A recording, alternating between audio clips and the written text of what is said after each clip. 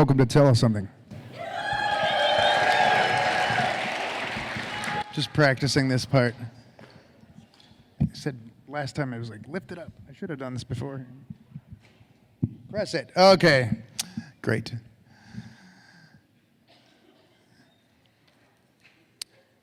This presentation is being recorded by Missoula Community Access Television as part of a media assistance grant donated to Tell Us Something by MCAT. Tell Us Something acknowledges that we are gathered on the traditional, ancestral, and unceded territory of the Pendile, Salish, and Kootenai peoples. We honor their resilience and strength in the face of colonization and displacement. We recognize that the land upon which we stand is sacred to them, and we are committed to working towards a more just and equitable future for all.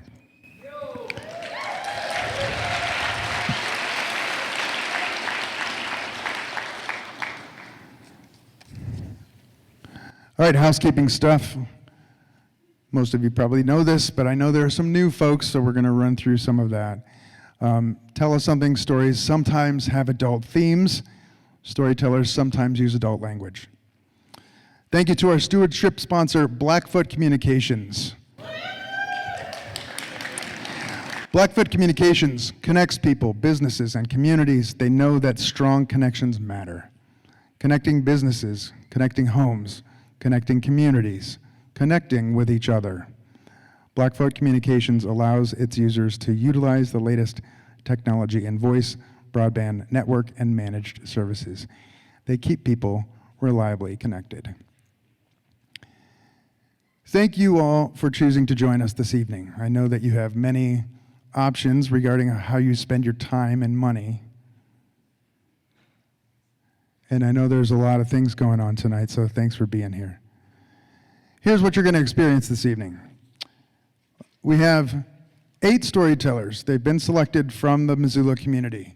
Usually we have about 20 people apply to be a storyteller, and we have a selection committee, and we all listen to the stories that have been pitched and democratically select 8 tellers. Then the Tell Us Something staff, that's me, works one-on-one with each storyteller to help them craft their story. We have a group workshop, and I work with them as often as they need it, and until they feel comfortable, and I feel comfortable, that they're gonna make you cry and laugh and really feel connected to your community. We'll have 4 stories, then we'll have an intermission. After intermission, some of you picked up as you walked in an audience participation form. That form will, you can anonymously submit a story that will be then read from the stage after intermission. Stories last for 10 minutes. At 9 minutes, you'll hear a little gong, and my board member, Katie Evans, is here, being the timekeeper. Katie, can you give us a little bit of that gong, please? That's what it's going to sound like. And it's not like, get off the stage. It just means, oh, if the storyteller's not paying attention, because there's a little timer, if the storyteller isn't watching, that's a key for them to go, oh, God, I got to wrap it up. It's also a key for you to go, I do have to pee, and now it's my chance.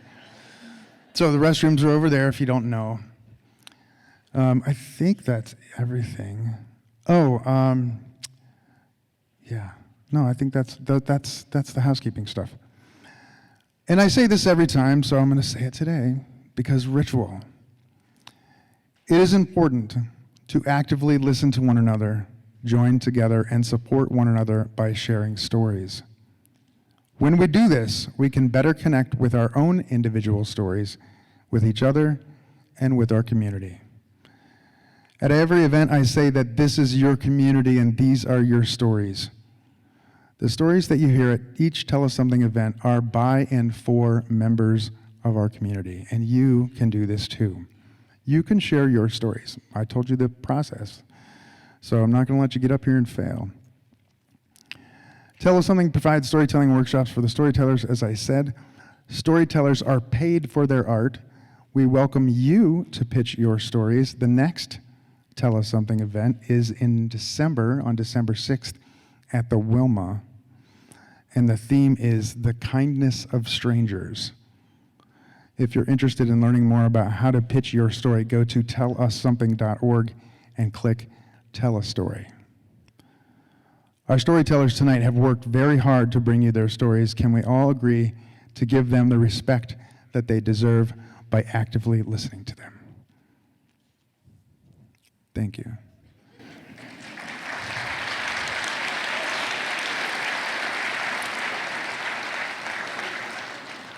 Please silence your mobile devices. You came to listen. Let the listening begin.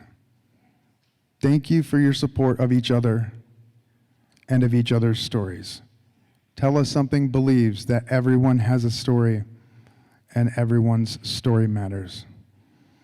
I'll say this one more time. Tell Us Something stories sometimes have adult language and adult themes. Our first storyteller tonight is Chris Hallberg. Chris Hallberg is a family medicine doctor who has worked with patients in rural Alaska, Montana, the Caribbean, and Central America. He enjoys cooking, making music with friends, and poking around remote corners of Montana with his girlfriend Charlotte and their dog Sydney. Please welcome Chris Hallberg.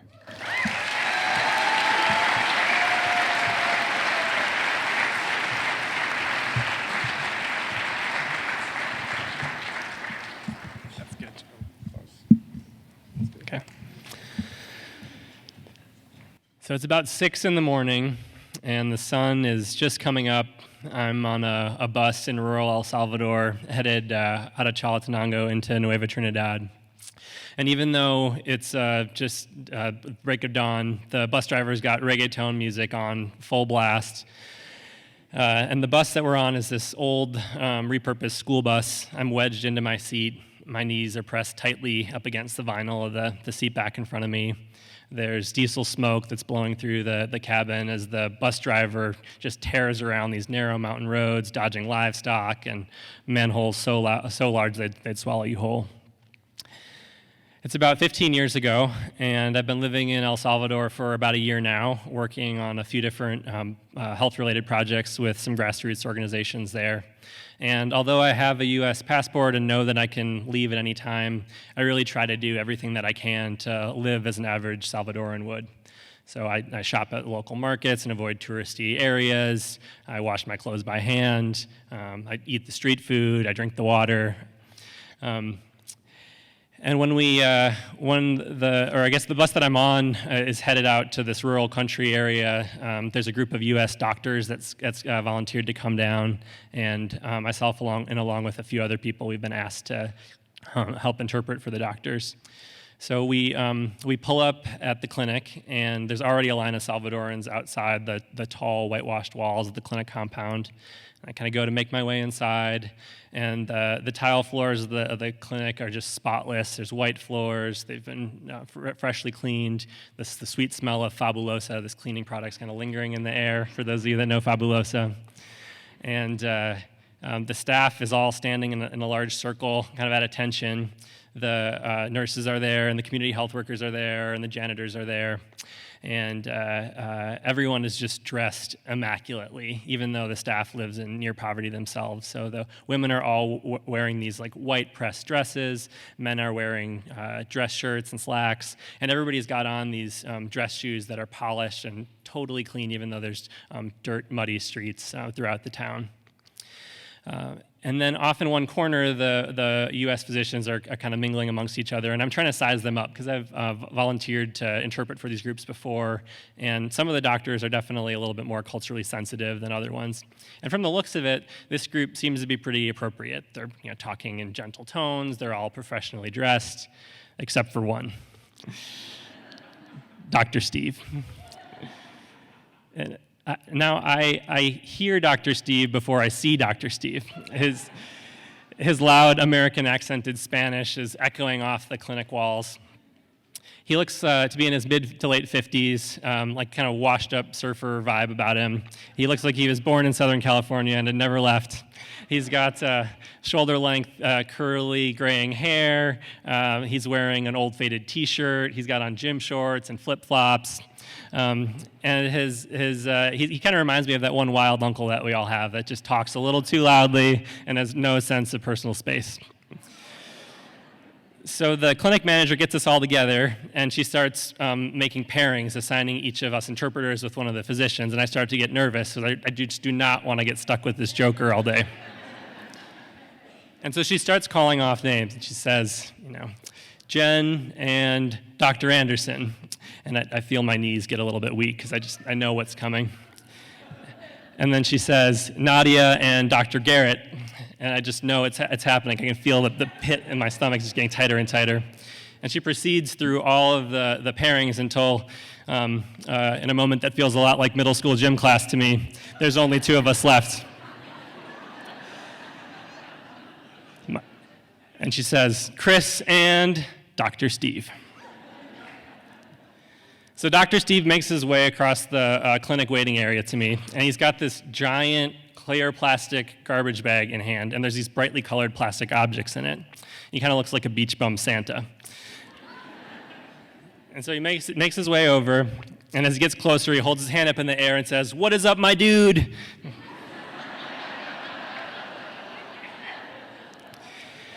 Look, I brought plastic pizza cutters from a pizzeria in my hometown back in Southern California to give out to the people here. They don't cut too good, but I feel like the people could use them to cut their tortillas. Like, fantastic. You brought injection molded plastic pizza cutters to give out to subsistence farmers who have absolutely no use for them whatsoever. Like, this is great. And so we start our clinic day together, and Dr. Steve tells me really early on that he won't be needing my interpreting assistance because he dated a Spanish woman a couple decades ago and is basically fluent. Now, Dr. Steve's clinical skills are fine, but his Spanish language skills, on a good day, I'd put somewhere in the neighborhood of could competently order off of the Taco Bell menu. Yeah, anything beyond chalupa is really going to challenge this guy. So I try to do my best to jump in when things really get off the rails, but the Salvadoran staff cue into what's going on pretty quickly and just direct, really straightforward cases to us, coughs, colds, rashes, stuff like that. And every single patient that sees us leaves with a plastic pizza cutter in hand and a very confused look on their face. There was one patient that was particularly confused by the plastic pizza cutter. So this patient came in and he was having abdominal pain and diarrhea, and he left with a bottle of Imodium and a pizza cutter.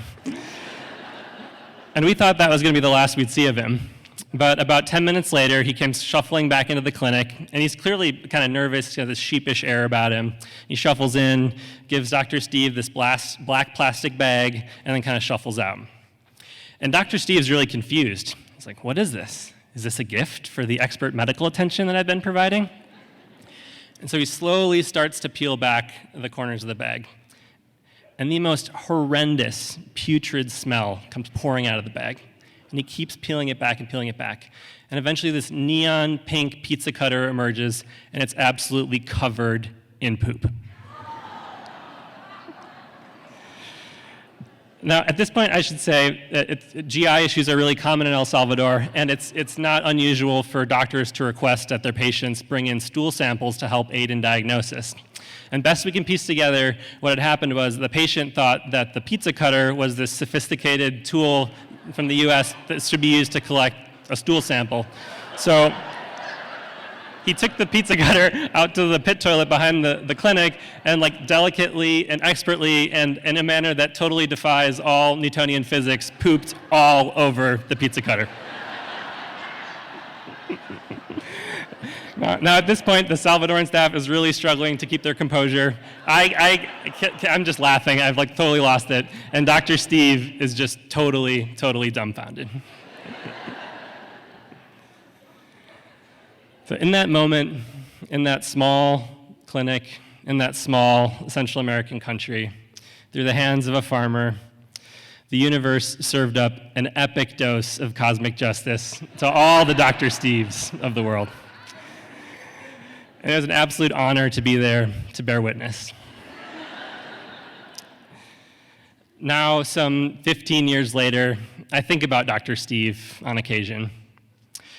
Dr. Steve was a fine clinician, but he missed some major cultural miscues. He makes me wonder about my own cultural ineptitudes, both as a physician and as a human. Makes me wonder about what pizza cutters I've given out over the years. It makes me wonder, about for all of us, how our unconscious biases shape the way that we understand ourselves and those around us. And ultimately, it reminds me that we need each other as a community to help us recognize our own individual and collective blind spots, to help us all recognize our own inner Dr. Steves. And for that lesson, I have to say, thanks, my dude.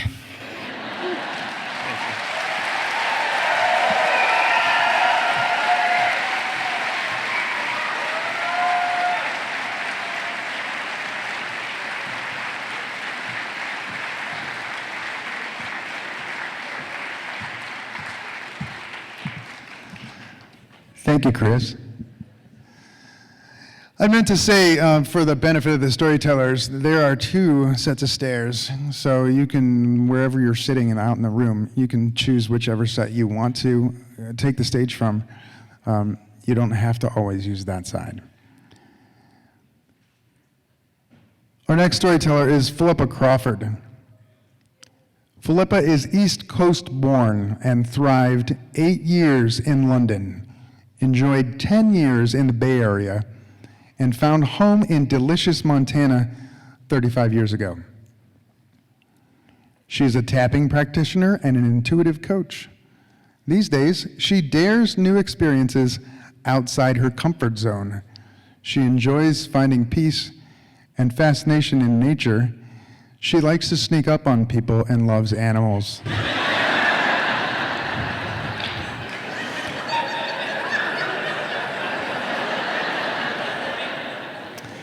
She especially loves reptiles and insects. Dancing is her go-to, along with her big, loving, extraordinary family. Please welcome Philippa Crawford. Oh, God, here we go. Yes. What? Fire? I scrambled across to get to the bay, running down in my heels on California Street, getting to the ad agency. The fire was small, but I had to make sure that the mechanicals and the artwork were in good condition so that I, as print production manager, could get them to the printer and satisfy the client's deadlines. The cortisol was palpable. It was high energy. It was crazy. It was fun. We were adrenaline junkies. I was standing on the corner one day, and a bus whooshed fumes by me. And I was taken back to New Hampshire as a child, and remembering being mesmerized by how the ants would take dirty, dry soil and turn them into these beautiful sandy mounds. And then remembering the glistening dirt in the dust in the sliver of sunshine coming through the barn after I'd climbed around on the hay bales. I wanted to get back to the country. Ad agency was crazy. And over time, it just really wasn't as fun as it seemed to be. I wondered who I really was. It seemed so superficial. I felt superficial. I wanted more from life. I wanted to discover my heart. I was pretty bound up, and my marriage was sliding downhill. I felt lost. So I went on the adventure to find what I could do about that, and I came across LifeSpring. I joined the courses, and it was a experiential human empowerment course. It was provocative, it was intense with these creative exercises that get you to look deep and to see who you were and what the possibilities were to be something else. On the last course, I walk into the room and get to find my seat, And I feel this gentle presence walk in. And I look, and there's this man with dark, dark, curly hair that tickles the collar of his outdated jacket. And as he walks across the room, I just feel this sensitivity and this humbleness. Oh, no, we're not going to go there. I really tried to avoid him. Next thing I know, we're paired up in an exercise that we do with our eyes closed, touching each other's hands, getting to know each other with just our hands. His hands were not soft, but they had a kind and an intensity about them that said, let me get to know you, and I'll let you get to know me. Sort of like a namaste moment. It was really very moving. The course was 3 months, and so groups were formed, and there was Lori, laughing Lori, who was just outrageous, vivacious with her heart and her laugh, and then there was Handsome Hands. His name was Scott with a single T. We all hung out together as we were supposed to deepen our experience, but he and I spent a lot of nights, late night in cafes, drinking old coffee, talking philosophy, spirituality, trying to figure out life, where can we find meaning?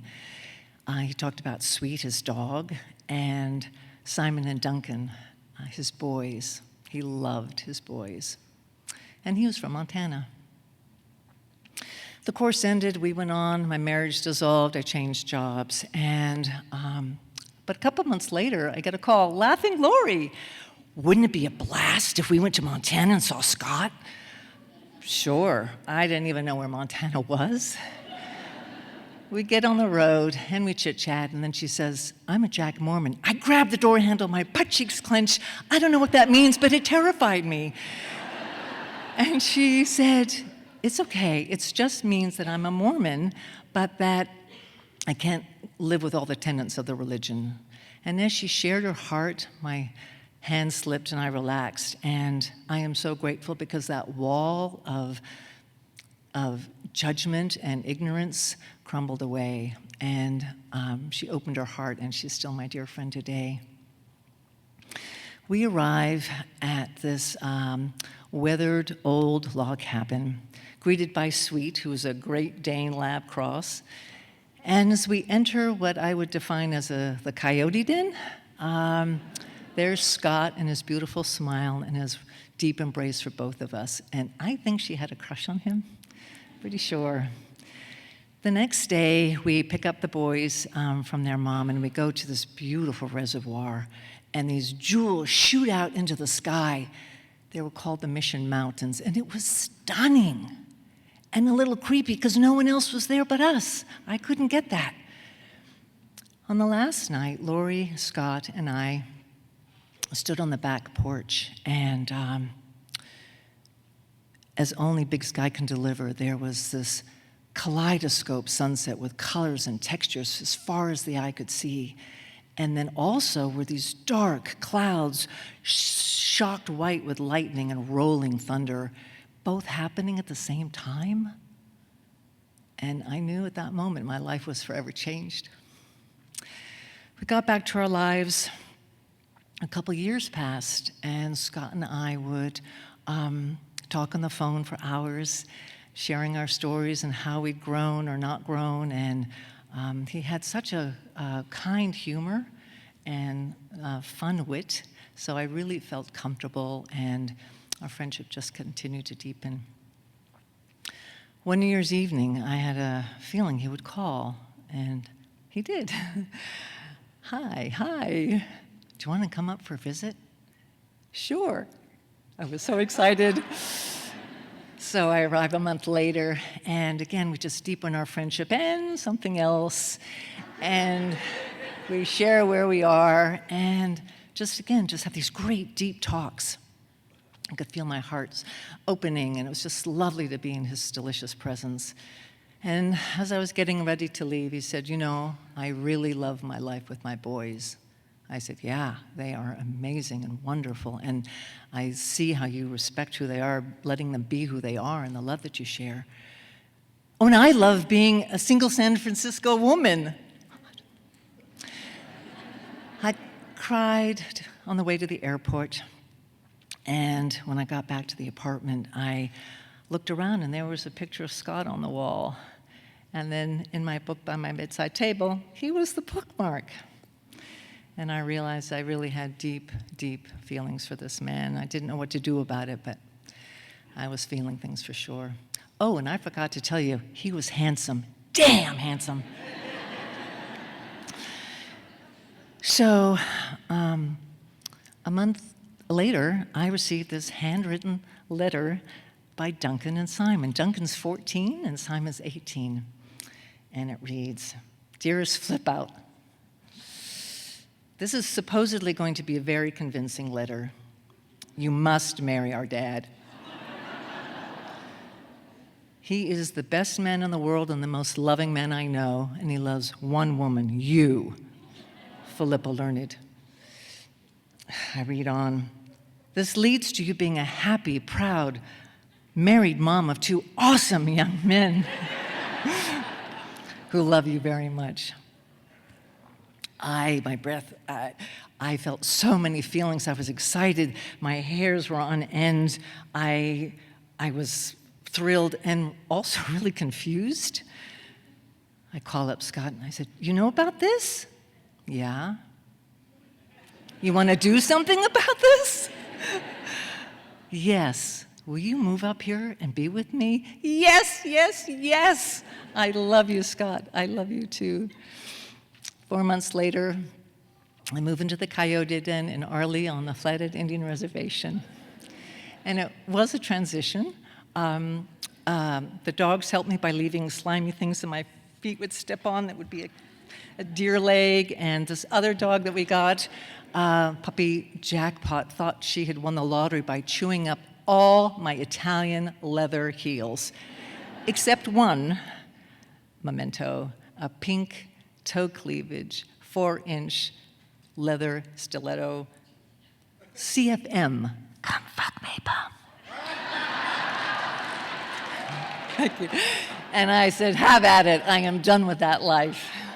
And 3 years later, in the yard, Duncan and Jackpot as masters of ceremony, I became a mail-order bride.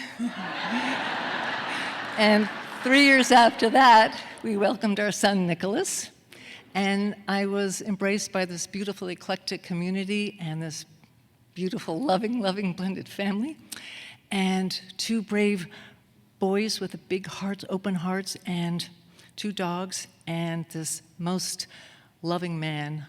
My heart found home. Thank you.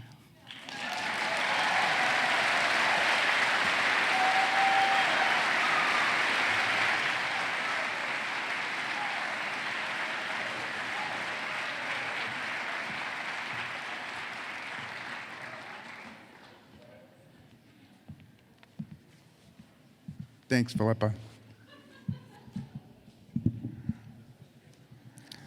All right.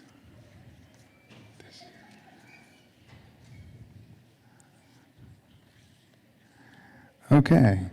Our next storyteller, I don't know if he's here. Oh, good. Oh, great. Oh, good.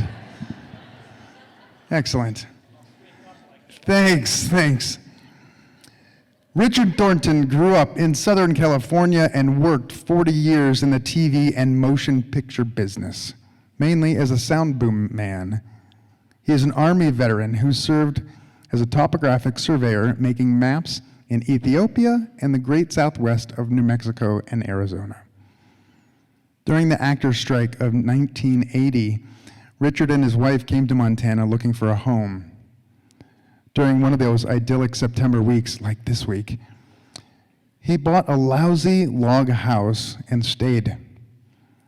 After years of commuting to Los Angeles to work, Richard retired to Kalispell in 2005. There he lived the carefree life of a 63-year-old with the 3 school-age daughters at home to raise. Please welcome Richard Thornton.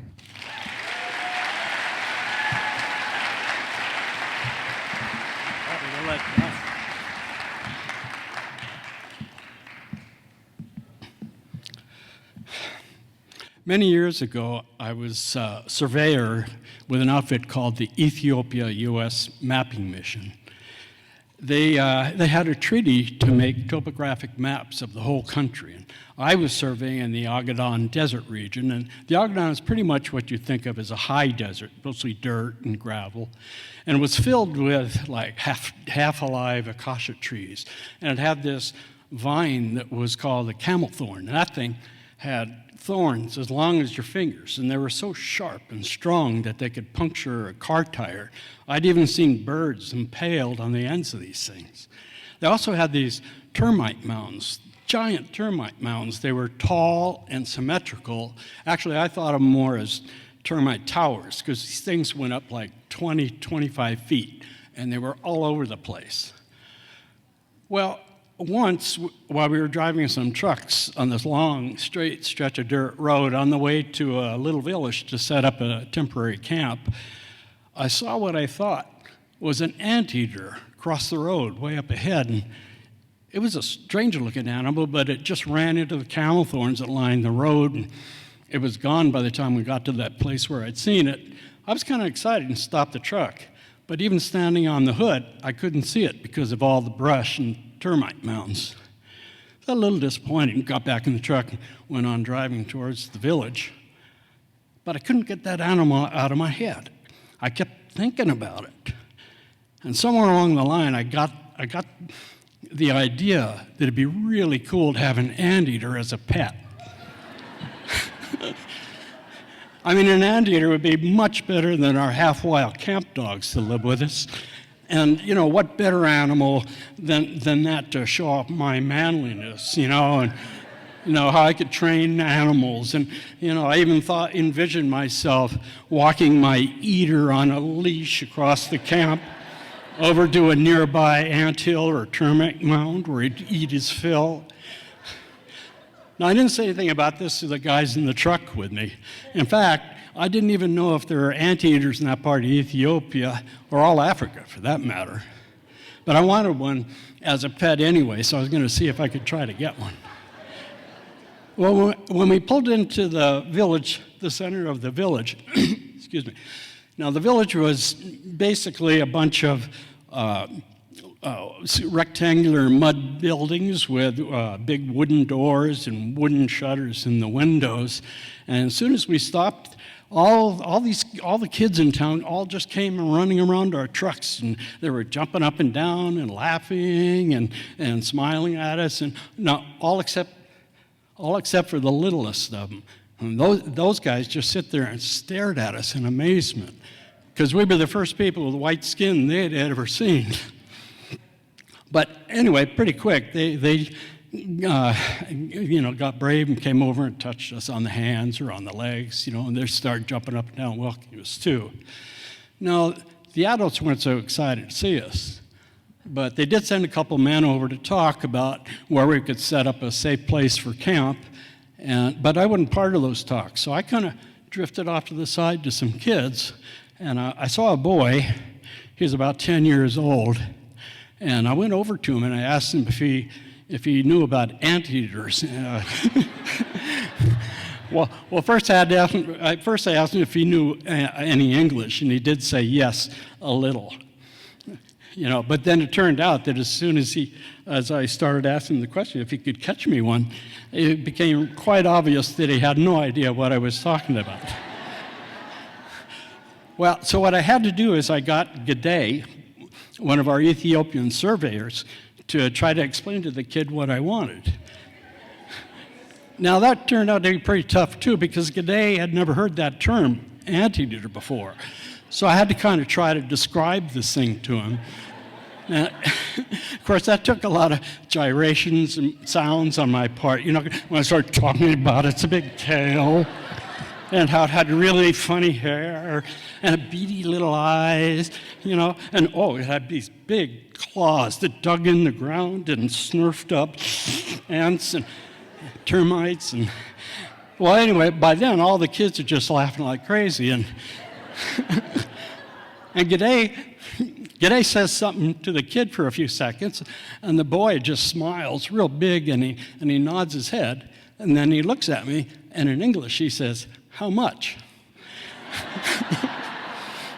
So I dug into my pocket and I pulled out some money, and it was about $2 Ethiopian, and his eyes just lit up, and he took off running, and he just ran around one of the buildings, and he was gone. Grinde said that he told the boy to catch the animal that eats termites. Well, Grinde and the boy might have been a little confused as to what I wanted the animal for, because nobody in Naganon kept any kind of animal as a pet. I mean, there were goats, but they were for milk and meat. And there were always lots of dogs around, but they were for warning of strangers and, mainly keeping hyenas away. We had dogs to keep hyenas away too, and some of us did try to treat some of our dogs as pets, but that was always a risky business. Well, anyway, at that point, I went out to our camp. Went back out to our camp area, and just to see if it was clear of these big camel spiders and scorpions and deadly snakes, and set up our tents. And after a while, I went back to the village, and maybe I was looking to see if they had a bar, and I wasn't there very long, and I heard a commotion. And that kid that I'd sent off for the anteater came around the corner of one of the buildings, and he had a blanket in his arms. And that blanket was making a growling, screechy kind of noise. And and it was moving around, something was punching and pushing and swirling around, like a mad monster trying to get out. And this kid was just coming at me, with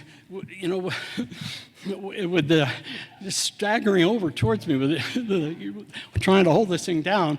But what happened about that time, the adults all yelled, screamed, and they grabbed up all the children, and they ran them all into all the buildings, and they shut the door. Suddenly I was all alone with this kid coming at me, with just grim-faced, and he was, anyway, I got lost here for a second, I'm sorry.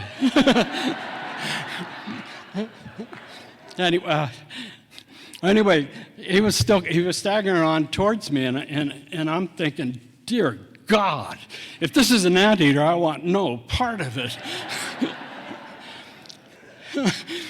Well, about that, he stopped right in front of me, and just then he reached up to try to hand it to me, and the whole thing went just wild and crazy, and the blanket flew out of his hand, and a monster did fly out. Now, all I saw was a blur, but this thing just ran across, and it leaped up onto one of the doors of the buildings, and it scratched at it and it bit at it, and it jumped down, and unbelievably, it ran to a second door, and jumped up on it and screeched, and then it jumped down and ran off into the brush, and it was gone. Now, I still never found out what that thing was.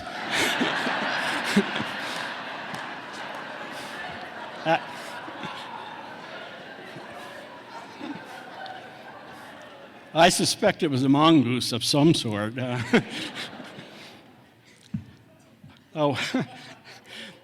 Well, anyway, the boy was just standing there looking kind of dejected at the blanket at his feet. And, maybe he thought he had failed me for losing the animal. So I praised him for his bravery, and I told him he'd really earned his money. And I gave it to him, and that cheered him up a little. Now, he'd come out of it with just a few scratches.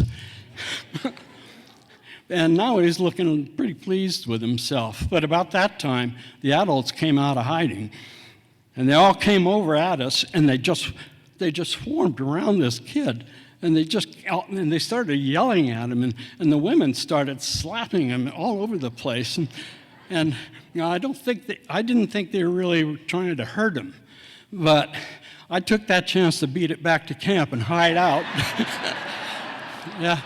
I wanted to hide out in case they decided to find out who caused all this, and wanted to smack me around too. After that, I decided it'd be much better to try to make friends with Chichu, our least wild camp dog. It was a long time, though, before I found out that I had terrorized an entire village, and traumatize a poor kid for nothing, because there are no anteaters in Ethiopia, or all of Africa, for that matter. Thank you.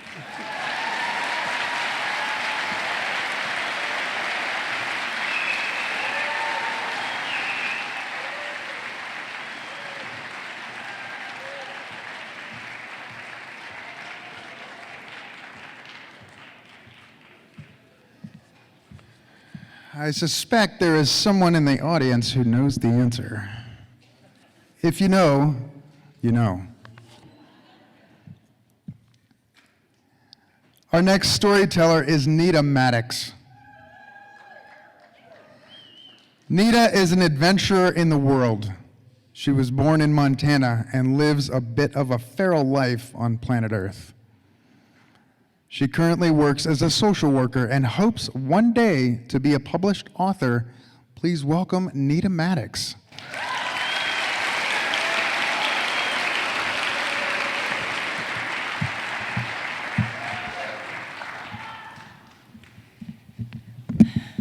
Looks good. Breathing deeply. This is the only tool I have right now to deal with the pain. I've never been in pain this bad. I'm on a beach in the Philippines that's been absolutely destroyed by a hurricane, and my body is racked with malaria. Somewhere in the fever and all of it, the Spanish paramedics show up, and they're with someone from the aid agency that I'm working for. This is 2014, and I've gone to the Philippines to work for an international aid agency. And now I'm sick, and they're saying to me, we're sending you home. I've been traveling for about 3 years, and in this kind of fevered pain, I'm not really sure where home is. And then it kind of rises to the surface. Oh, I'm going back to Montana, the place where I'd been born and raised, generations of my family, the land that holds so many ancestors buried here longer than it's even been the United States. On the way home, there are a few stops along the way because I have to get medical treatment and I'm exhausted. One of those stops is in Portland, Oregon, and I'm visiting one of my oldest friends since we were teenagers. When I show up, he and his wife are a little surprised at the condition I'm in. Not only am I physically recovering from the malaria, but I have just worked at the very first super typhoon that had ever occurred, and the human devastation I had seen was weighing really heavy on me. So these friends have the idea that I should go to the World Naked Bike Ride with them. They think this is a great idea, and I don't think this is a great idea. If I could describe it, I'd say I'm not necessarily the first person naked at a party. Like I'm comfortable with nudity, but I'm a little cautious with it. But they explain that the World Naked Bike Ride, and the biggest ride happens to be in Portland, but it happens all over the country and the world, is really about bike activism. It's about getting people to see bicyclists, because it's hard. Because it's hard to miss thousands of naked bicyclists. And I really appreciate this idea, having just seen the effects of global climate change. And when my daughter was 9 and my son was 6, we were hit in a crosswalk on Higgins by a truck. And I painfully, intimately knew what a motor vehicle could do when it hit a basically naked human body. So I thought, I'm down with this, let's go do it. And it was interesting because it didn't feel awkward, the nudity. It actually felt playful and innocent and radically inclusive. There were older folks, there were people with mastectomies, there were transgendered people. It was this act of human beauty, and it was all this spectrum of people, and it was stunning, and no one looked like the cover of a magazine. Then I was back in Montana, and I was sitting with some friends, and they were talking about all the struggles they'd been having trying to organize a pride parade. And I kind of jokingly said, you should shoot for the moon and do a naked pride parade. They were like, yeah, good luck with that. And this effervescent thing kind of rose to the surface, and I thought, I'm going to organize a naked bike ride. So the next day, I went to John Engen's office, and I said, hey, what do you think about this? And he's like, I think it's a great idea. That sounds like a total Missoula thing. He laid out this grocery list of all the different things that I was going to have to do it completely above board. So I go down the list, I meet with the downtown council, I meet with the city engineer to plan the route, and I'm finally at the last thing on the list, which is I've got to get the police department to sign off. And I decide to go to the city attorney and say, hey, this is what I'm doing. If you want to come and make an appointment and meet with me and one of the police officers, I can answer any questions. We set an appointment for about 3 days later. During that time, I compiled together kind of a list of all the legal challenges that have happened to these naked bike rides around the country so I can show up prepared. And I know I'm going to be talking to people, so I'll just put together a few of these sheets and just carry them around in my bag. Day of the meeting happens, I put on my little black suit, I ride my bike down to the city chambers.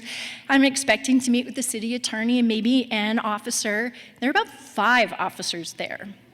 Sheriff's department, all these folks, and at the moment, I felt really little, and they seemed really big. We sit down, and at first, it felt like they were coming at me with questions kind of aggressively, but then I began to realize, well, these are really genuinely good questions, and I began to address each question one at a time. The temperature of the room seems to go down a bit. I remember I have my little sheets and I hand them all out. And everyone's starting to kind of be like, okay, all right, we're kind of good with this. And they start to stand up, and there's one sheriff's deputy who's sitting directly across from me, and he's just staring at me with these really angry eyes. And he says, what are you going to do if you're naked and then there's a big, angry, naked man? How are you going to handle that situation? And I knew exactly what to say to him. I stared him in the eyes, I didn't break eye contact, and I said, I used to be a professional dominatrix, and I know exactly how to handle that situation.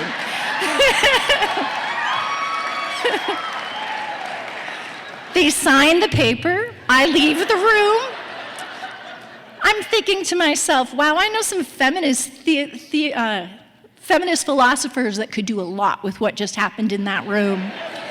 I'm heading back home. I'm walking my bike across Higgins Street Bridge when it used to be about this big, and I run into Kayla Spaler. She's one of my oldest friends, and she's like, oh, you're back in town. What are you doing? And I tell her about this weird exchange I've just had and about the naked bike ride, and she's like, hey, I'm the political writer for the Missoulian now. You mind if I write about this? And I was like, sure, that's a great idea. I just told the officers we would publicize the route and the time so people would know. Well, that was the beginning of a biblical level shitstorm. On that parade permit, I had to have all of my contact information, and I proceeded to receive thousands of death threats, of graphic sexual violence. It was crazy what came at me. Now, some of it was actually kind of funny. There was a letter to the editor that said, what? Now Missoula's gonna become this place where everybody's just gonna naked garden and hula hoop. And I was like, I don't know, it doesn't sound so bad. There were a couple of really bewildering moments. I'd been camping with friends, and on the way back into town, here we were in the majesty of Montana nature, and on the way back in on the radio, we heard about a city council meeting that had just blown up with criticism. So we rush over there, and I'm all messy from camping, got flowers in my hair still, and I'm confronted with questions from the press that kind of involve discussions of genitals. And you know, I understand that exposure to genitals at the wrong time could be something that could be kind of challenging, but I kind of think we all have some sort of a configuration of genitals. the thing that I think that was the most bewildering for me was that this didn't jive with my Montana. And for an example of what my perceptual bias of Montana was, my grandfather is a good example. He had gone to Butte to work in the mines during the Depression era when he was 14. And he told me stories about when Missoula was this place where the international workers of the world, the Wobblies, were here, labor organizing, talking about the rights of working people. There were on every street corner for a while these free speech places. And he had always believed in the rights of people to just be who they were. And so things were a little confusing for me. But in the end, on the actual day of the bike ride, it was a wonderful day. There was Chuck with his long gray dreadlocks being ridden in a rickshaw with his oxygen tank. There were older people, younger people, trans people. It was a wildly, beautifully playful, diverse day, and there were no protesters. And nobody gave me any death threats on that day. So in the end, it ended up being a day that was really good for people who showed up with curiosity instead of contempt. And in the end, I think it was a good day for kind of a wild ride for those who dared to bear.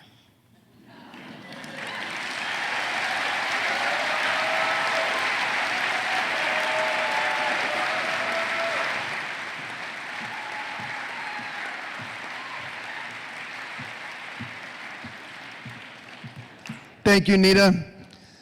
We are going to have a 10-minute intermission. And after that intermission, we will come back and we will have our audience participation piece. And before we get to our intermission, I want to thank our sponsors really quick. Thanks again to our title sponsor, Blackfoot Communications. They helped do the heavy lifting of producing this evening. Thanks to our stewardship sponsor, Jana Lundquist Consulting. She helped us provide free tickets to populations that might not otherwise be able to come.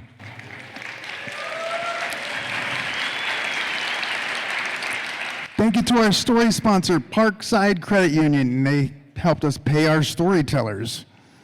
And our accessibility sponsor, the Kettle House. That's why we have our American Sign Language interpreters here today.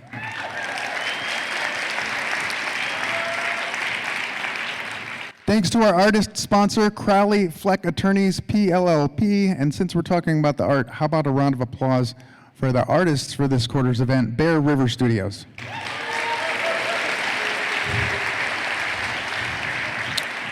Thanks to our media sponsors, MissoulaEvents.net, Montana Public Radio, and Missoula Broadcasting Company, including the family of ESPN Radio, The Trail 103.3, Jack FM, and Missoula's source for modern hits, U 104.5. Thanks to our in-kind sponsors, Float Missoula. You can learn more about them at floatmsla.com, and Joyce of Tile. Learn about Joyce of Tile at joyceoftile.com. When you patronize these businesses, let them know that you appreciate their support of live storytelling in Missoula. We're going to take a 10-minute break. We'll see you after that for audience participation.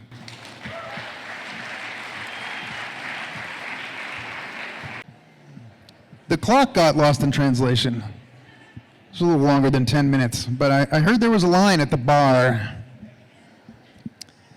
Welcome back. As I said, we're going to have audience participation for about 5 minutes, and so some of the stories that you have shared anonymously, you're about to hear them. And this is the most fun part of the night for the sign language interpreters. Because I do provide them with a script and recording of the show, of all the stories as a baseline. But this is on the fly. This is Ryan and Lauren. They're going to be our audience participation folks for the night. Thank you, sir. Yeah. When asking about where to buy nail polish overseas, I kept mispronouncing the word for fingernail. Instead, I kept saying finger hat.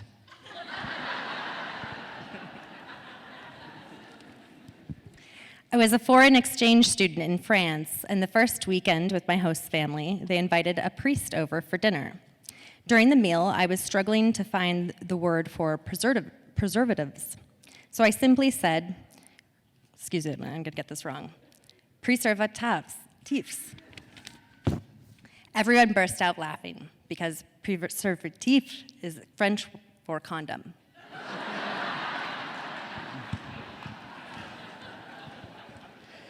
My husband and I disagreed about our route to hike up to an abandoned mine. Classic. The raggedy old man we paid to park before walking across the bridge to enter McCarthy, Alaska, told us to follow the cables. There were no cars allowed in McCarthy. The guidebook said to turn up to the galley when you saw a bear box just off the trail. I wanted to follow the directions from the guidebook, and my husband wanted to follow the old-timer's words of wisdom. We kept going and took the next drainage. The scrambling got more vertical, and basketball-sized boulders pulled out of the side of the earth as we continued skyward. At some point, going down was no longer an option. Too steep, too scary, too much loose rock. Long story short, 20 hours later, we were rescued and short-hauled by helicopters that flew hundreds of miles from Denali National Park. We were deposited onto a glacier. We spent 20 hours locked arms with each other and a third friend on a perch just wide enough to fit all of us. Apparently, just follow us was not meant for literal.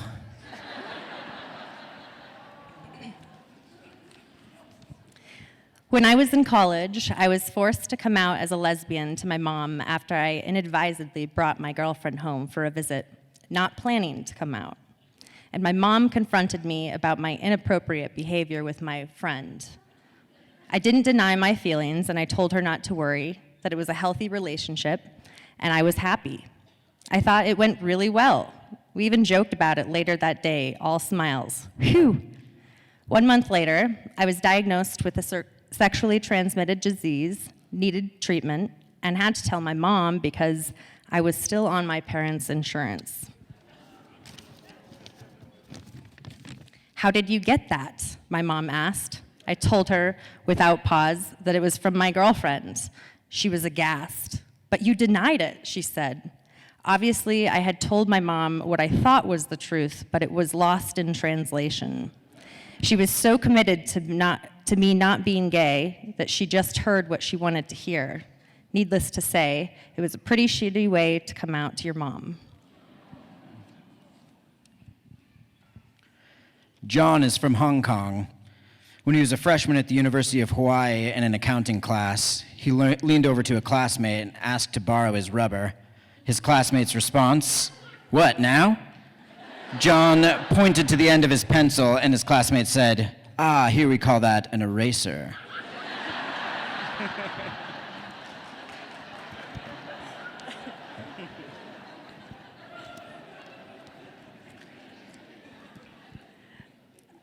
I so loved our small Catholic school in South Miami.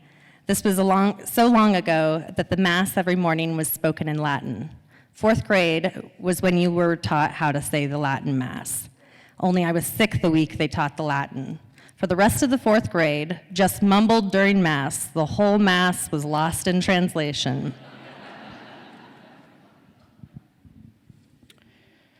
When you're 14 and your dad is in the Navy, and you find yourself moving to Italy, hopping into a taxi at the Roman airport, the taxi driver staring in the mirror at you nonstop, picking at his face, and you look at the speedometer and see 110. What you didn't know as a 14-year-old is that the kilometers equates to different than miles, about 65.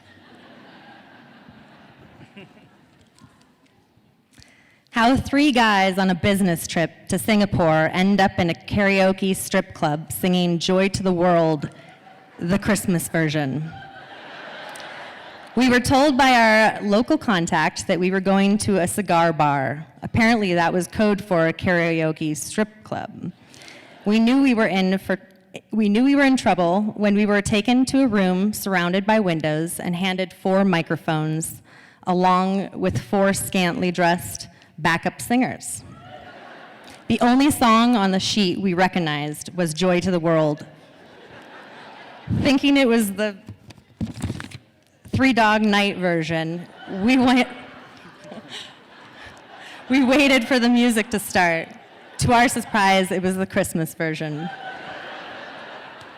I found a good reason to leave after our lackluster performance. Standing out front of the club in not so nice area of Singapore, I wondered how do I get back to the hotel? It was a long walk.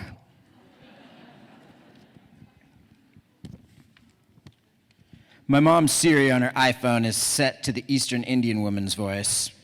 When she was giving us directions, I asked my mom, "Mom, why is Siri speaking in cursive?"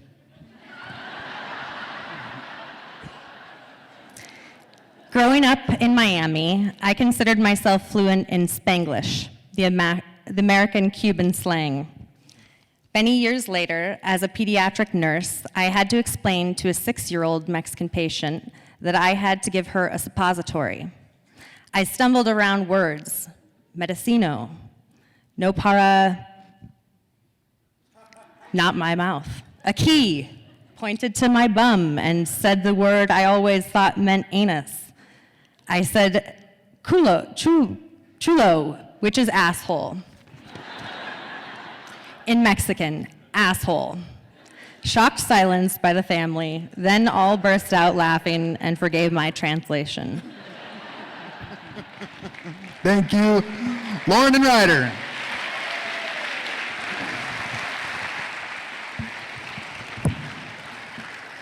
All right, if you're brave enough to write your story on that sheet, you can probably pitch a story. So the next event, tickets are actually on sale for it. So I always, sell tickets to an airplane that hasn't been built yet.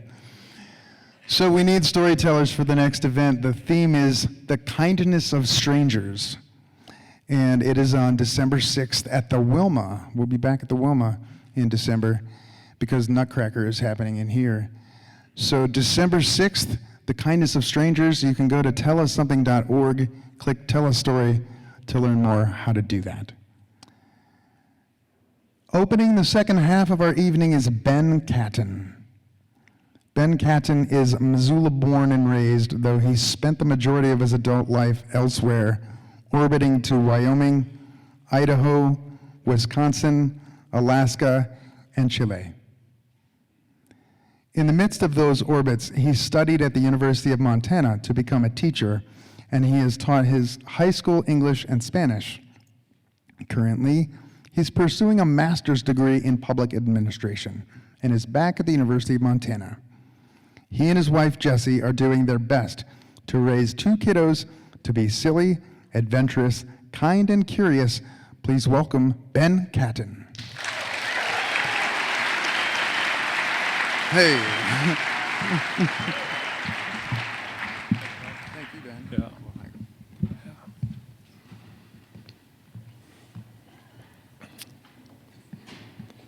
I'm in Santiago, Chile, having a terremoto. A terremoto is pineapple sorbet and white wine with some liquor drizzled on top of it. Varies depending on where you order one. And it's as unfamiliar and interesting and as intoxicating as the rest of the 3 weeks that I've spent here so far. And I'm with my friend Paul, who I just met in the preceding semester here at the University of Montana, in some classes trying to prepare ourselves for this semester abroad experience. And we're checking in on, how's everything going, and comparing notes on the incredible culture shock that we're going through. And mostly enjoying and laughing to ourselves about all the weirdnesses that we're experiencing. We're coming from Missoula, Montana. I guess you call us a city here in Montana. We definitely are. But now we're in Santiago, Chile, where there's 5 million people. It's this sprawling metropolitan area. I'm getting on a metro in the morning to commute to school, riding these buses. And we're sitting currently on this kind of sidewalk patio in t-shirts and shorts, though it's January. We've just come from 20-degree weather in Missoula. And we're sweating while we're enjoying our pineapple sorbet covered in alcohol. And we're just enjoying how bizarre everything is. We're checking in on, we're comparing notes on the way that we stand out here now. I'm tall, but I'm kind of average tall here in the US. But in Chile, I'm all of a sudden like basketball star tall. And so I get on the metro in the morning and everybody is packed, elbow to elbow. And I don't feel that claustrophobic because I have all this headroom. And I can look over the tops of everybody's, just see a sea of hair instead of looking at everybody's faces. face to face. And we're cracking up because the dogs are a real change. Chile's in this moment of policy chaos about feral dogs in the city. We're seeing this on the news, and if you take a walk during the quiet hours when there aren't many pedestrians out, you can pick up a dog on just about every block, and by the time you reach your destination, you have this pack that's coming with you. And everything's gated, wrought iron gates to get into your apartment or to get into the university, so you kind of like scrape your dogs off as you get to where you're going. And they must just disperse and go back to their block so that you can pick one up again everywhere you go. And so this is cracking us up, and the noise of everything as well. Paul jokes to me while we're having our terremotos that you could fart anywhere in the city because it's so loud and so chaotic and smelly all the time. Nobody would ever know. So that's bizarre. And the overnight sounds. It seems that every single car in Chile has a car alarm. A lot of them that you wouldn't think would necessitate an alarm. And they're like aftermarket car alarms, and they're very sensitive. So these dogs that are roaming everywhere are setting off car alarms, and there's sounds all the time throughout the night. On top of that, I'm telling him I have 2 parakeets that live right outside of my window on the porch of the apartment, and the host family that I'm staying with. And by the time that the other noises of the city are kind of coming back on board overnight, and traffic noise, et cetera, is kind of drowning out the dog noise and the car alarm noise, that's also when the parakeets are starting to come to life too. So we're asking each other about our host family situations, and Paul knows that when I was placed in my host family, one of my favorite human beings, a man that set this trip up for us through University of Montana, a professor here for a long time, Clary Loisel, who's awesome, he came to me with this kind of coy smile after he'd gotten correspondence through the university about who I'd been placed with, and he told me, "Benjamin, vas a vivir con 3 mujeres solteras." You're going to live with 3 single women. And then he laughed and said, "Oh, it's 2 sisters in their 40s and their mother who's in her 70s. They have a couple dogs, some parakeets. Sounds very nice." And it really was. But I was also experiencing this moment of a little bit of apprehension there.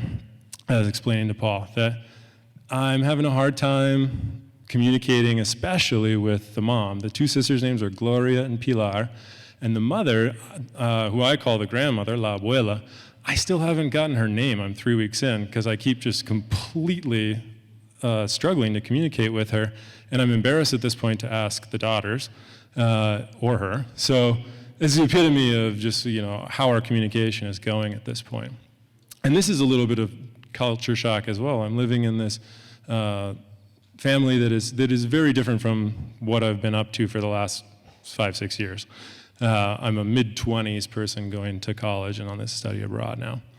And so I'm telling him, it's like I try to ask her something or she tries to ask me something, and we never seem to be clicking. And this is stressing me out because we're in January, which means it's summertime in Chile. And we are in all-day 8-hour intensive classes of Spanish before what is their fall semester is going to begin. And I'm going to be in varied and more difficult classes very soon. So the at-home element is also part of my training, part of my practice, and I feel like I'm kind of failing and flailing. I'm telling him, I'll come home, announce myself, hola, buenas tardes, and Gloria and Pilar might be at work still. And I'll go sit in the living room, and then La Abuela will come out and startle me. And it's like, is she suspicious of me? What's going on? Distrustful? So I have this great conversation, finish our terremotos, and say our goodbyes, get on the metro, ride home, tall. And sure enough, I go into our 7th floor apartment building. We're in a building that's taller than anything we have in Missoula. That's where we live. And hola, buenas tardes, nobody answers. I walk into the kitchen and almost like run right into La Abuela. Hola, and we're catching up with each other and asking how her day was. And pretty quickly she's asking me about the parakeets on the porch, and do they bother me? Do they sing too much? Do I like their sound? I'm like, yeah, parakeets are great. But she doesn't seem to get my assurance, and next thing I know, I'm kind of following her out towards the porch. And we go out there, and as we're going, she's telling me, están enamorados, están casados, van a hacer una familia. She's really in love with these parakeets. They're in love with each other, they're married, they're gonna have a family. And we get out, and on the porch, there's the parakeet cage that hangs from the ceiling. And she's very short, like nipple high. And so right away you can see the blue parakeet. There's a blue one and a green one. The blue one is sitting outside of its little house on a perch, and it's chatting away. And so she's talking to it right away, making little kissing sounds. And she says, ¿Dónde está tu amante? ¿Dónde está el verde? Where's your lover? Where's the green one? And I'm kind of right behind her, and being tall, I can see the entirety of the cage, including the plastic tray on the bottom that catches the droppings and the seeds, and the green one is dead on the bottom. So I was standing behind her, and I'm trying to gently call her attention to it. I'm like, está abajo, he's on the bottom. Pienso que él está muerto. I think he's dead. And it's like she's ignoring me, and I'm getting uncomfortable. Like, am I being framed here? Is she thinking I did this to the parakeets? So finally she's like up on her tiptoes a little bit and sees it, and she just explodes. Dios mío, está muerto! Wailing, runs inside, and I'm feeling horrid. But I'm also a little relieved because the intensity of your reaction makes me think that this isn't a frame, this isn't a setup. So, gracias a Dios, thank God, Gloria, her daughter, arrives home pretty much in this moment, and tranquila, mamá. She calms her down and kind of gets information from us, and I'm trying to explain, I was trying to draw her attention to it. It's like she just never understands the thing I'm saying. Does she? It's not my fault. Gloria tells me, Benja, yo te dije muchas veces, ella es sorda. Ben, I've told you lots of times, she's deaf. It's this light bulb for me. I finally understand what she's telling me right now. I guess she's told me this lots of times, but I also feel really good in this moment. I get it. I understand what you just told me. I guess I am making progress. So as bad as I feel for the parakeet, I'm having a hard time not smiling, and grateful for the epiphany. And I think maybe I will survive my classes.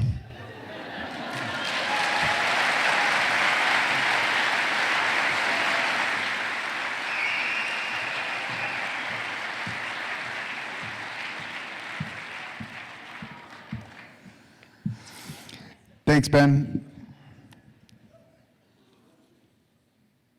Our next storyteller is Wren Parker. She brought a posse.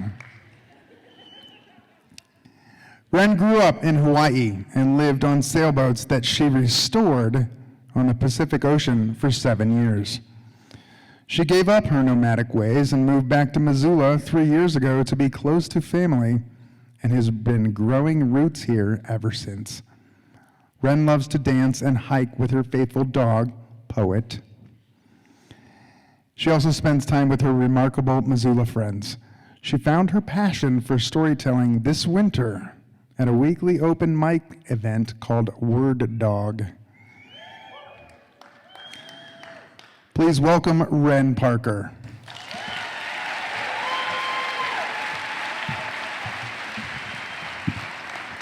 Second. It is my last night in Bangkok. All the lights from the city and the exhaust from the scooters and the tuk-tuks is intense. It's overwhelming my senses.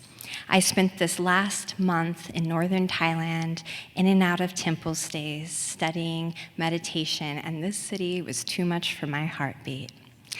As I'm walking, I go by an open window. Through it, I see a woman in a beautiful Art Deco dress. She's singing Blue Moon, and for a moment, I find stillness in the chaos. You see, I have spent the last year preparing for this trip. I taught myself how to code, I sold my food truck, and moved to San Francisco. I participated in hackathons and think tanks until I mastered the technology I thought was going to save the world. And I got a job doing that. Sold everything except for what could fit in my 40-liter backpack, and I just went to Southeast Asia. I had it all planned out that I was going to do it overland. I love slow travel. It gives me a moment to see moments between people that you normally wouldn't see if you go too fast.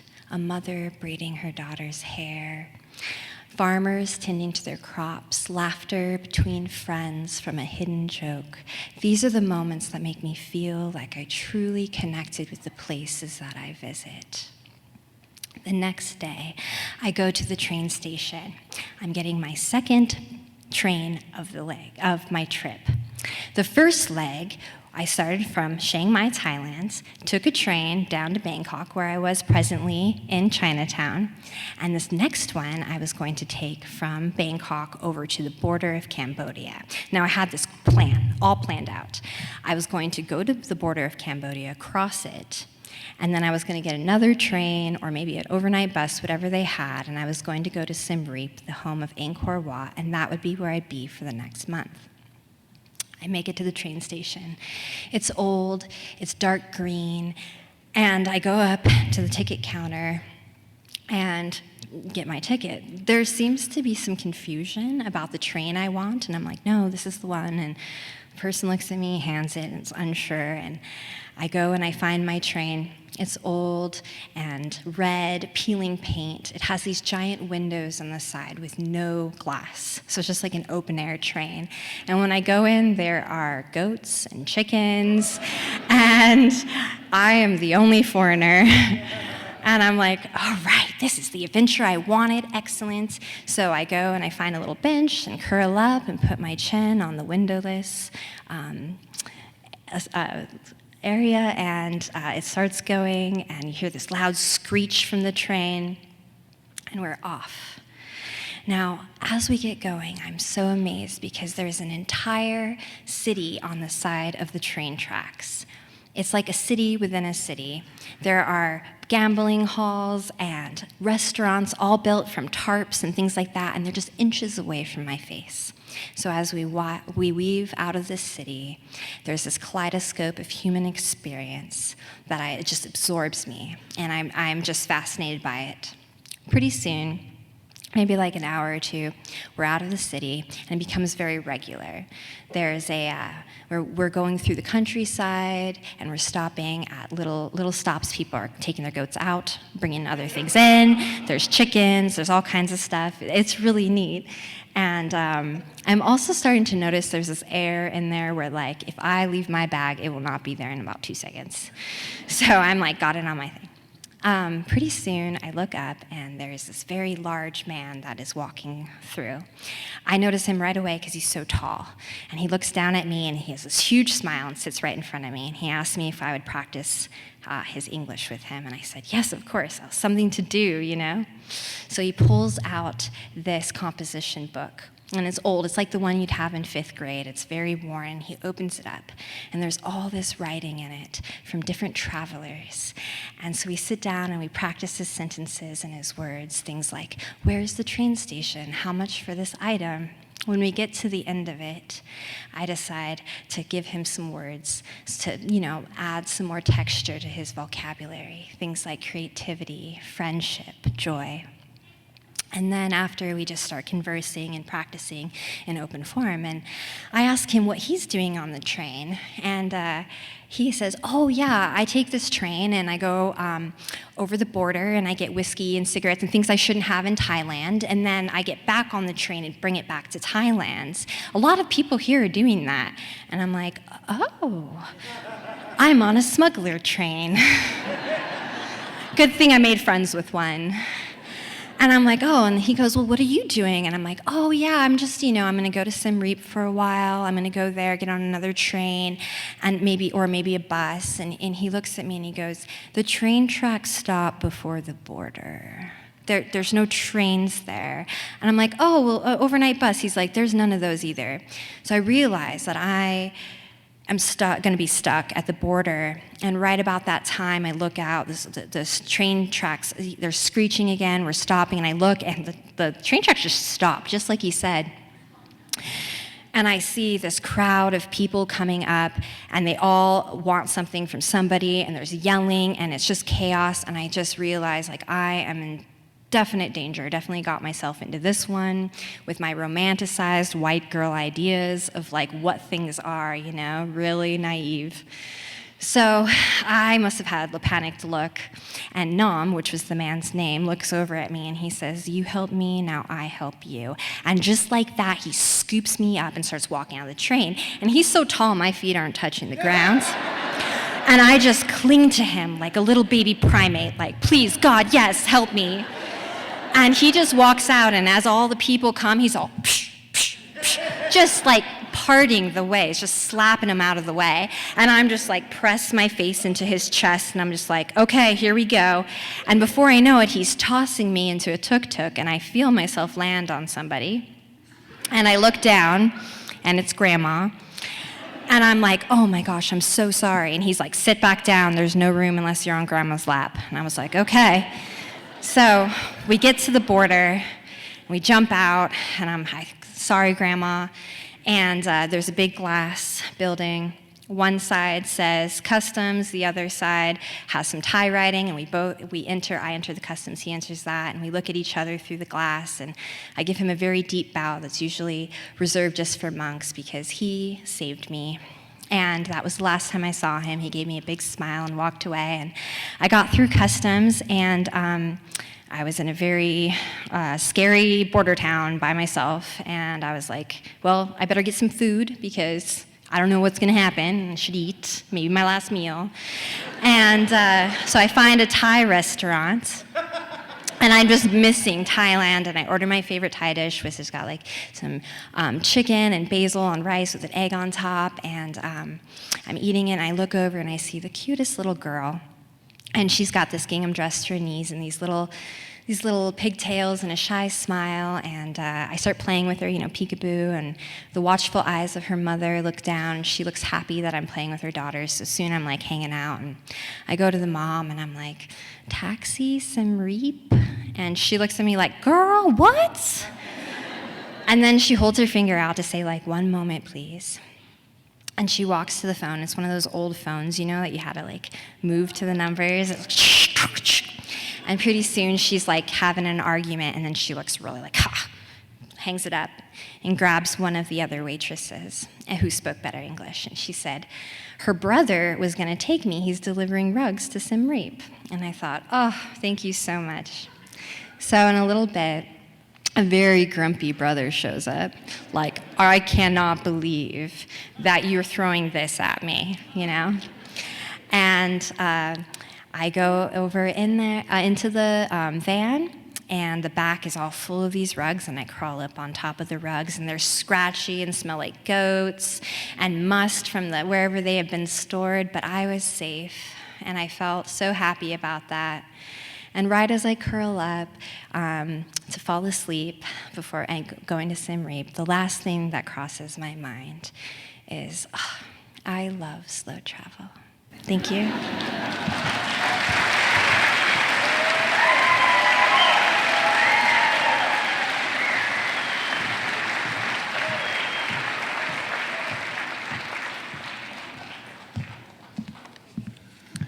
Thank you, Ren. Our next storyteller is Abe Kurien. Abe is married to his best friend and beautiful wife, Bonnie. They have 4 children and 2 grandchildren. He has lived in Missoula for the last 24 years after moving here from outside of Chicago, Illinois. Abe has worked for over 30 years in the film and television industry. For over 10 years, he has been the camera operator for Grizz and Cat football games for the broadcasts on Root Sports, KPEX, with Scripps Sports and Playoffs on ESPN. He also worked on the TV shows 1883, 1923, and is currently working as the dailies coordinator for the show Yellowstone, which is shot right here in Missoula, if you didn't know. His motto is keep smiling, and his goal is to leave everyone with a smile on their face after meeting them. Please welcome Abe Kurien.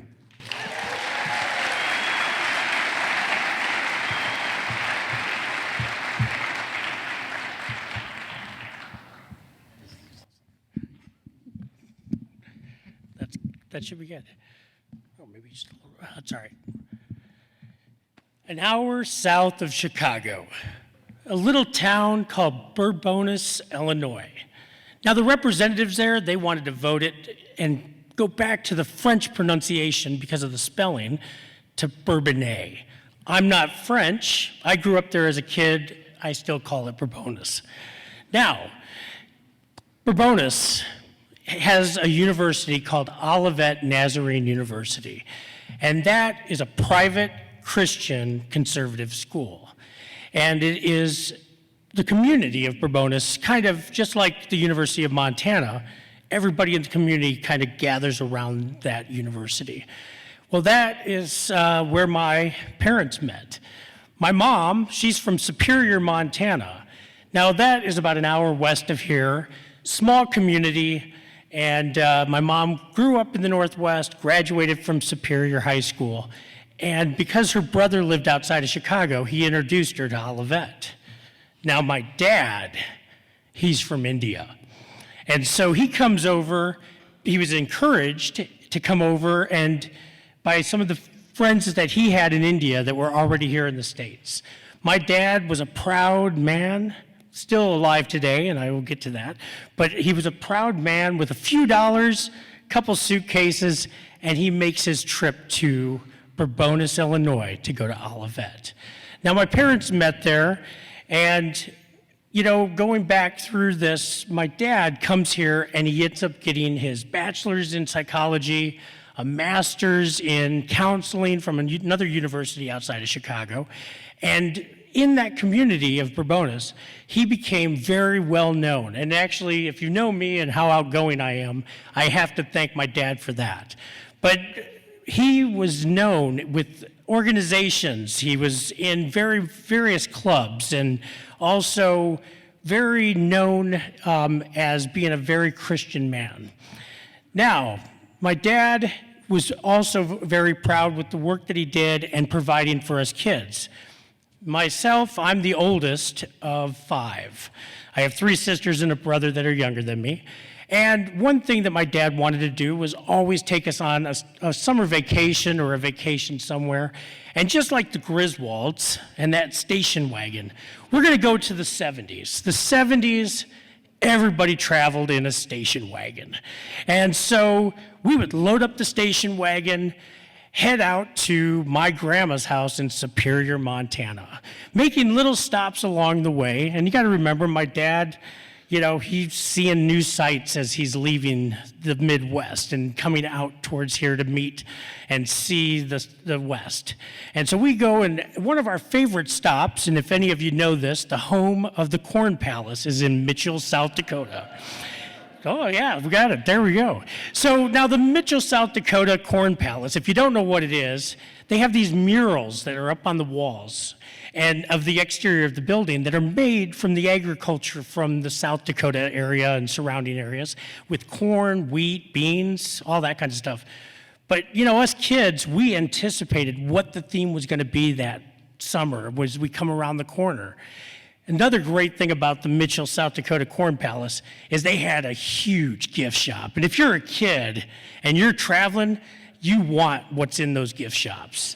And you know, most of the stuff in there was probably made in India. So now we end up continuing our trip to Superior, Montana to see my grandma. But now we're gonna move on to the 80s. And in the 80s, we ended up, my dad worked even harder. Us kids were growing, and the station wagon wasn't going to cut it anymore. So we ended up with the conversion van. Now, if you know what does everybody know what a conversion van is? If you don't, let me describe it. It is slicked out. It is silver gray, blue pinstripes, captain chairs. So, now that we're older and, outgrown the station wagon, but the back seat it turned into a bed. It was pretty sweet. And then the best thing about the conversion van was it had not cable hookup because it wasn't connected, but it had a hookup for TV. So we had a TV that we would take along, but if you were stopped, you could get those 3 channels with the rabbit ears. Otherwise, in the 80s, it was snow and static. So we took this same trip and came out and did our thing in the 80s. Well, in the 90s, we grew up as kids and kind of left the house, but my dad still kept that van because he worked really hard for it and was really proud of it. But if any of you know, in the 80s, a lot of the manufacturers for vehicles, they had a paint issue with like GMC and Chevrolet, and so the van started to get peely and blistery, and paint was, coming off in chunks, and it just looked bad. And my dad was like, one, I called to check in on him. I didn't live anywhere near the house at that time. I called him up and I said, "Hey, Dad," I said, one thing I didn't explain about my dad. Let me actually back up, and I apologize for this. But my dad, his character, has anybody seen The Simpsons?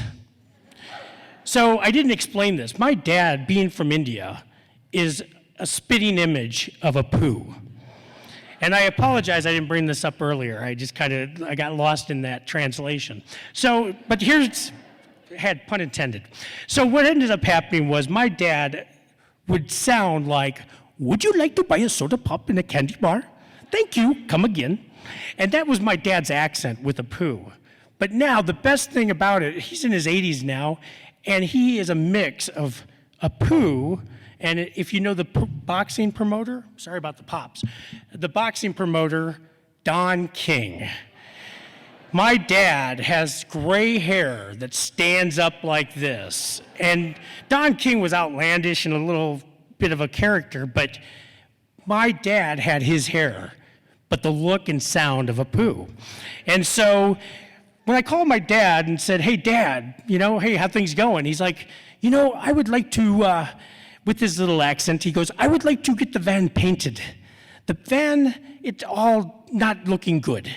And he goes, "I think I would like to have that done." And I said, "That sounds great, Dad." And he goes, "In the back of the van, there's a wheel well with a tire cover." And he goes, "I would like to put a saying on there, like #1 Dad or something like that." Now, my motto is keep smiling, so that's what I would have. And if you guys see Jeeps out here in the Northwest, they all have sayings on them, like, if I'm upside down, we're having a good time. So I told my dad, "Dad, I think a great name to put on the back is Sugar Daddy." I mean, come on. How would that not be perfect with a conversion van with a couch that turns into a bed? So, I just laughed it off. I'm thinking that in the back of my head. That's where my mind went. And he says, "Son, that sounds like an idea, but we'll think."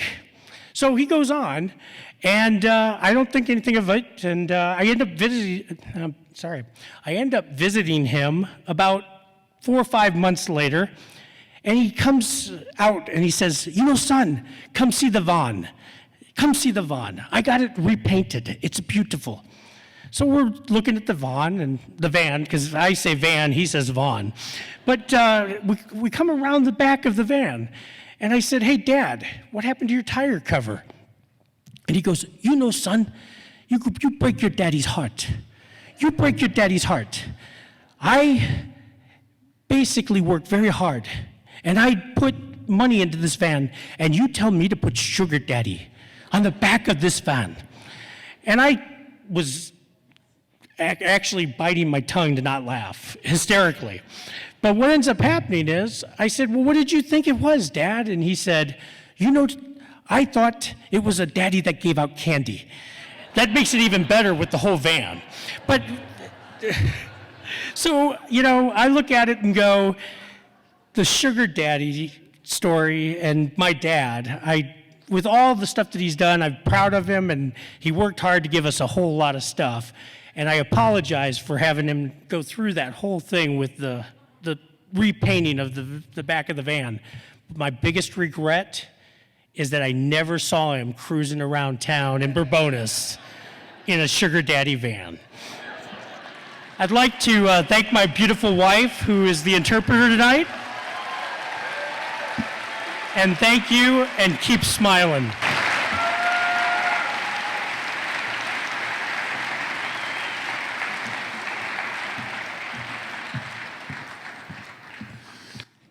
Thanks, Abe.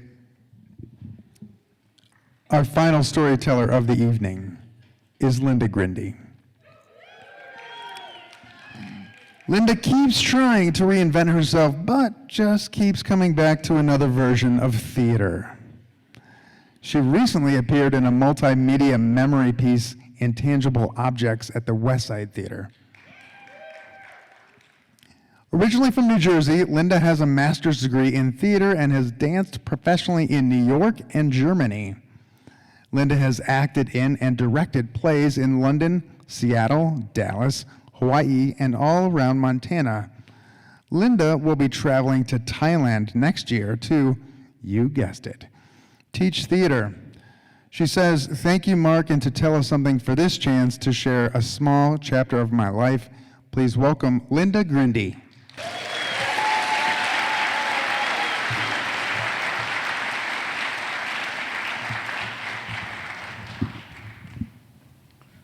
Just about there.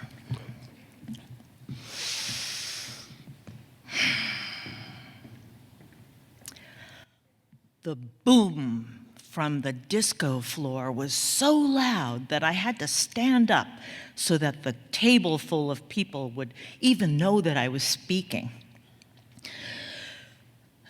C'est très important. Je fais partir maintenant. Nothing. I tried again. J'ai besoin de votre aide. I need your help. Still nothing. It was 3 o'clock in the morning. I'm somewhere in the south of France at a disco with a group of strangers, and nobody speaks English. And I have 10 kids sleeping in a hostel an hour or more away, thinking that I'm there and I'm going to get up in the morning and take them on a 50-mile bike ride in the heat of August in the south of France during high tourist season. I need to sleep. I want to sleep. Je voudrais coucher ce soir. Yeah, that sets off a lot of rapid-fire French all around, punctuated by the occasional English phrase, I love you, my darling. Do you want to sleep with me tonight? To be fair, if I was back in the States and there was one French person, I'm sure you would hear, voulez-vous coucher avec moi? But I'm really stuck. Rewind, 10 hours. I'm 21 years old. I'm leading a bicycle trip through Europe, Scandinavia, southern France, for the American youth hostels. I have 10, 15-year-old kids from Manhattan that I am the guide for, the only adult. We have been already 6 weeks on the trail. We've cycled over the fjords of Norway. We have cycled through the farmland of Denmark and Sweden. And just this morning, we got on a plane in Copenhagen and flew to Milan, got on a train and came to the south of France, to Antibes, Catton, one of the biggest tourist towns on the French Riviera. We've bicycled up from the train station, and as we come to the hostel that we're going to be staying in tonight, I realize it's a chateau. To me, it looks like a castle. It's got round towers and turrets and arched windows that look out over the Mediterranean Sea, which is right across the street. As we push our bicycles into the courtyard, all cobblestoned, we go past these 8-foot iron gates with spikes on top. The only thing that's missing is the moat. Well, I get the kids settled in their dormitories. They're tired, and I find my room, which is on the 2nd floor, up a stairway into one of those round rooms. There are 5 beds, and I barely slip my saddlebags off my shoulder when the girl in the next bed says to me, "Fais du dancing?" I realize she's asking me if I want to go dancing. Wow, I have spent the last 6 weeks with kids. It would be fun to have some adult time. They're all settled. Why not? Oui, I say, oui. I reach my hand down into the bottom of my saddlebag and pull out the only dress I brought and slip on some sandals and follow her downstairs. So the first surprise is that there are 2 cars waiting outside, packed with her friends. We're not just walking into town for a couple of hours, we're going somewhere.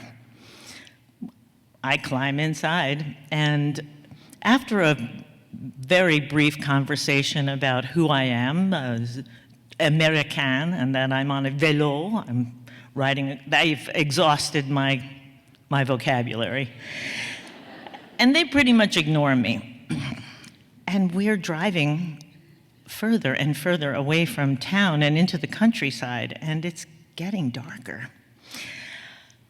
Finally, we pull into a parking lot and up to a building that is like a birthday cake. Each floor a different color, and it's pulsing with the sound of disco music. This is the 70s. We enter this amazing structure and start by dancing on the first floor. We have a few drinks. It really is fun. And then move to the 2nd floor, and different tone and different feeling. And I'm starting to look at my watch because it's getting close to 10 o'clock. And the rules of a youth hostel is that they close and lock those doors at 10 o'clock. And I'm looking over at the girl I came with, and she doesn't seem to be concerned. So I figure, well, I guess we're going to break in together. But I do start drinking water. We go to the next floor and continue this rising up through all levels. And now it's getting on close to midnight, and I really am tired. I'm ready to go. But I figure I'm in for the trip, so I have to wait till the bars close at 2. And then 2 o'clock comes and passes by, and things aren't slowing down. They're actually revving up. And that girl I came with, she is nowhere to be seen. And suddenly I start to panic. I don't even know how to use a French phone, or how to call a taxi, or where I am, or what the name of that hostel was, or, oh, I only have a few francs and a lot of American traveler's checks, so that's not gonna work. And then I think, oh my God, what happens if my kids wake up at 6 o'clock? I'm not there. They don't know where I am. I don't know where I am. There's no way to get in touch with anybody. There are no international phones at the time, or there might be at a post office in some town. There's nothing they can do. I'm freaking out. So let's go back to that table. I'm standing there and I'm getting a little crazy. I keep saying, I have to go in whatever method I can. And finally, a tall, sandy-haired guy steps forward. Let's call him Francois. He wiggles his keys. I think he must have drawn the short straw, because I had become what you would call a real pain in the derriere. They just wanted to get rid of me. Relief is tinged by a little unease as we head into the dark parking lot towards his car. I'm following a stranger out into the darkness, and what else can I do? He's my only hope. We get to the car, and he walks around to the passenger side and opens it for me, but then pushes me against the door and tries to kiss me. I push him off. I'm having none of that. He just shrugs and climbs in the car. We have a very long, quiet ride. But we get there, I see the Mediterranean and that castle, and I'm back. He stops, I jump out, merci, close the door, and he speeds off. And then I'm facing the fortress. That big gate now is locked with a big padlock, and I have to get past it. But I realize that the gate is connected into these large boulders, and they look like they've got a good grip, so I manage to get up the boulders and then carefully step over those spikes on the top and hang down and drop into the courtyard. And I figured, okay, I'm in. I can sleep on a bench, I guess, till morning. But I noticed that there's a window that's slightly ajar on the hallway that goes up to my room, and there's a ledge and there's a vine. I think I can do this. It must be adrenaline that's driving me. I slip my sandals onto my wrist and climb up the vine and then inch my way along to the window, and thank God it opens easily, and I slip in and get into my bed, and I get 2 solid hours of sleep. 6 o'clock in the morning comes fast, and I hear the bell of the breakfast ring, and I splash my face with water, and as I gather my stuff, I realize that girl never slept in that bed. She never made it back. Well, I did the 50-mile ride, got my kids safely to the next campground. They never knew what happened. I've never even told this story. But I have to tell you, in recounting it, I started thinking about that guy, Francois. So many things could have gone wrong. He was drunk. We could have crashed. He could have left me in the parking lot. He could have taken me anywhere. But he didn't. He left his friends. He left that party. He drove this crazy American off into the night. He did the right thing. After all these years, I'd just like to say, merci beaucoup, Francois.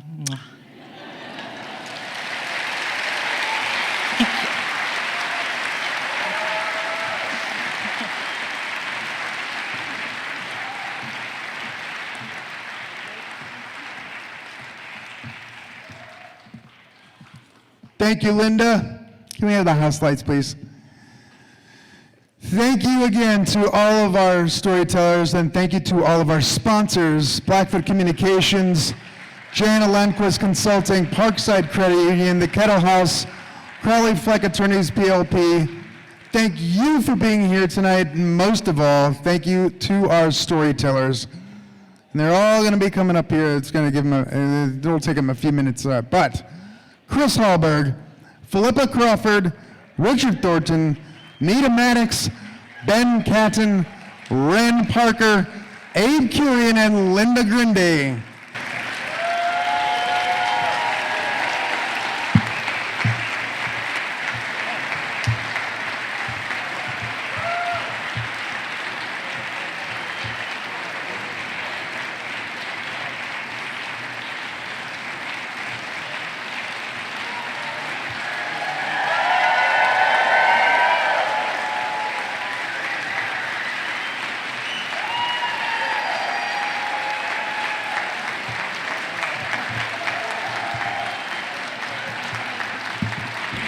Thank you all so much.